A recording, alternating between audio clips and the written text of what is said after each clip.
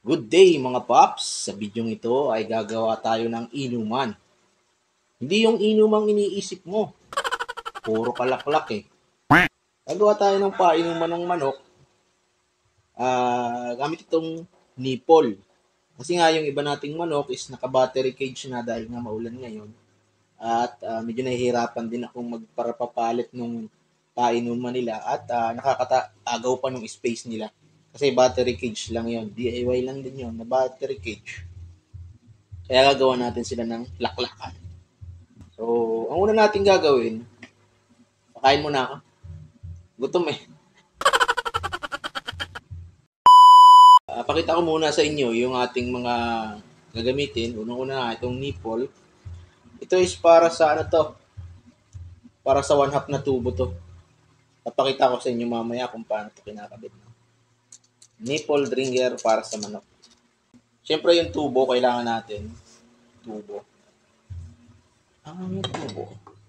Tapos, 8mm na black hose. So, yung gagawin ko kasi mga pops is hindi lahat PVC. So, para siya, pwede kong tanggalin. Kaya ganito yung gagawin natin sa mga dugtungan niya. Ito papunta sa sa pinaka-container. Kasi pag ginawa natin lahat tubo, medyo mahirapan tayong kalasin yun kung sakaling ililipat natin. Kaya ito yung naisip ko. At para maikabit natin yan, ay kailangan natin ng end cap. End cap para dito sa tubo. Yan. Tapos, tulad ng ginagawa ko dun sa mga painuman ng mga rabbit ito. Bubutasan natin itong end cap. Tapos lalagyan natin ng pito para mai-connect natin itong 8mm na to. Yan. Yan. So, sa ganung sistema mga paps, tatanggal natin itong tubo. Maiwalay natin dun sa water container na gagawin natin. At pwede rin tayo magdugtong. Pag merong ganito kabilaan dito sa tubo. Dudugtong lang natin ito. Ox na ox.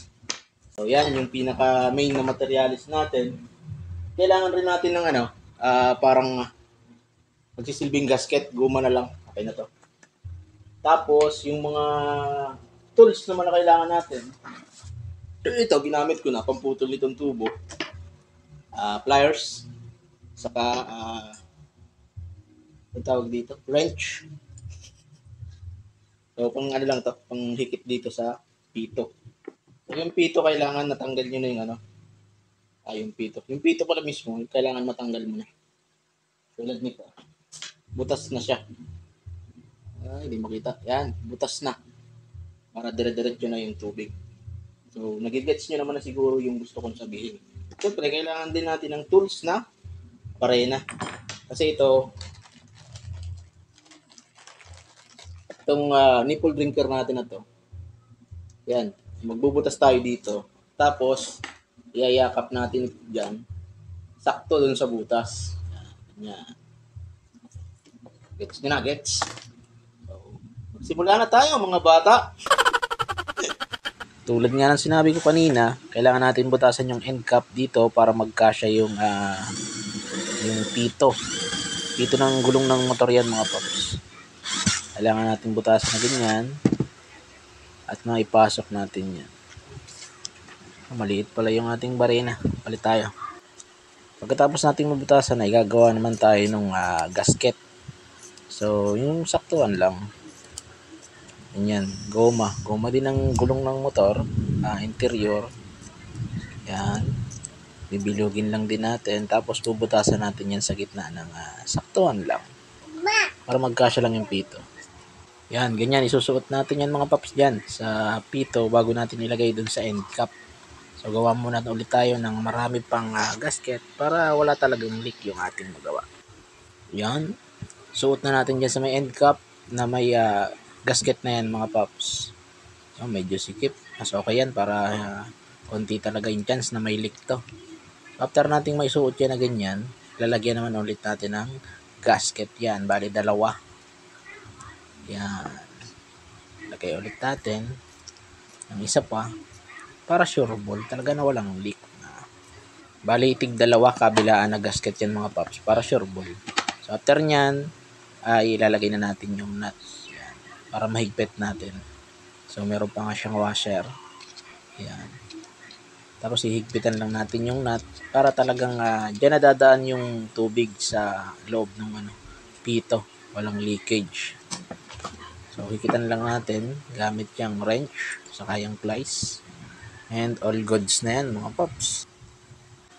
Kapag okay na tayo dun sa end cap, dito naman tayo sa tubo. Bale, magmamarking lang muna ako dito. Susukatin ko kung saan tayo maglalagay nung nipple. Kasi nga, sukat lang ito dun sa ating ginawang DIY din na battery cage. So, 6 na nipple yung ilalagay natin. So, hatiin natin to na sakto dun sa mga pag-iinuman ng manok mga paps. Yan. And then mga paps, pwede na tayo magbutas. Yung bala ng drill bit, sakto nyo lang dun sa laki nung nasa nipple drinker. Para hindi tayo mahirapan. Ito medyo sikip. Kaya medyo papalaki natin ng konti. Huwag kayong mag-alala kasi yun namang ating nipple drinker ay may gasket yan. Yan, yung kulay puti, meron yung gasket. So, pag nagkasya na sa butas yung ating nipple, pwede nating iyakap yan. Medyo papalakihin lang natin, lilinisan natin ng konti. And, yan, ganyan. Pag nagsuot na, yan, medyo mahigpit. Pero pilitin. Hindi pa laki-lakihin. Kung nag-shot na yan mga paps, pwede na natin yung iyakap.